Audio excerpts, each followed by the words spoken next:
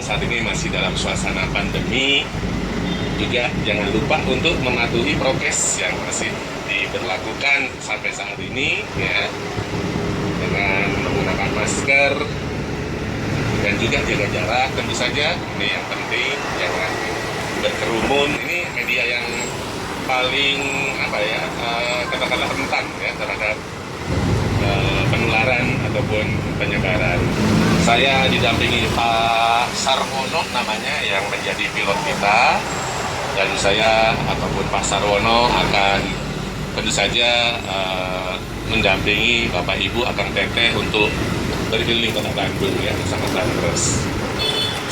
Namun sebelumnya mungkin saya ingin sudah ada di kawasan yang namanya Bancai ya, di mana di sebelah kanan kita ini dulunya sebelum menjadi kawasan pertokoan ada sebuah penjara yang namanya penjara Bancai yang sudah berdiri lah katakanlah sejak Bancai ini waktu itu dianggap sudah tidak sesuai katakanlah boleh dikatakan digunakan oleh Bapak Soekarno.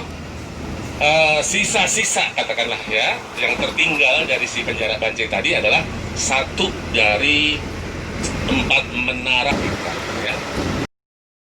Oke ya, tadi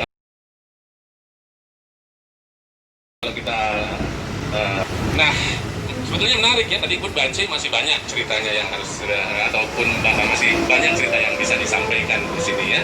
Dan Braga sendiri ini saat ini menjadi salah satu biasanya kawasan yang menjadi tujuan dari para kaula muda, terutama yang suka dengan fotografi. Mereka ya boleh dikatakan sering datang ke kawasan Braga ini. Banyak masih terdapat spot-spot yang boleh dianggap bernuansa vintage ya, atau ya di mana Braga pun digambarkan sebagai sebuah jalan intelek.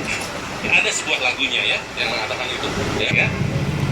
Nah, kita potong. Nah, di sini sebelah kiri ini ada sebuah bangunan tua peninggalan Belanda di sana di dalam. Ya, terlihat mungkin sepintas lalu seperti rumah. Memang pada awalnya itu adalah rumah tinggal orang Belanda, namun kemudian berubah menjadi sebuah pengadilan. Ya, pengadilan negeri di zaman kolonial dulu ya, namanya Landrat. Nah, saat ini namanya Gedung Indonesia Menggugat.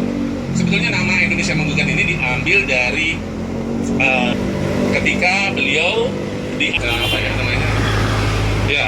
derajat yang lebih tinggi, karena Bancai ini sendiri adalah penjara bagi para cecunguk katakanlah ya, penjahat kasteri ataupun tahanan politik ya.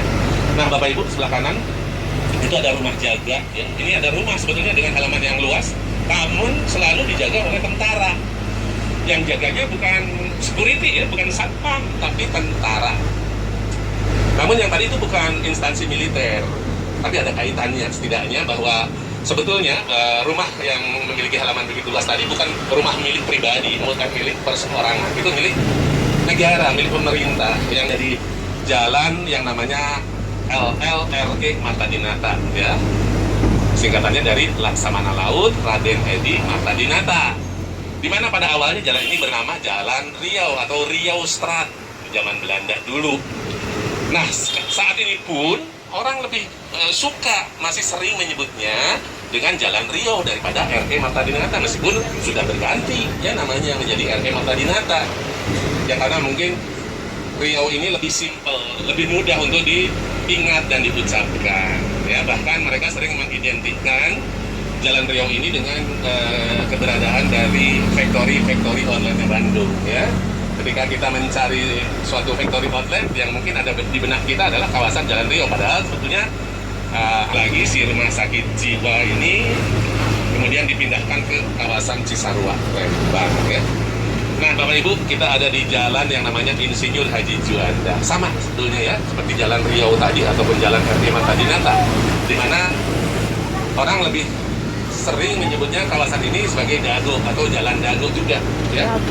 Di mana dulu kawasan Dago ini adalah kawasan pemukiman bagi orang-orang Belanda, orang-orang kulit putih ya. Jadi hampir boleh dikatakan tidak ada orang pribumi yang tinggal di kawasan ini, karena rumah-rumah yang berjajar di sepanjang jalan ini adalah rumah tinggalnya orang-orang kulit putih, orang-orang asing, orang-orang Belanda, begitu ya.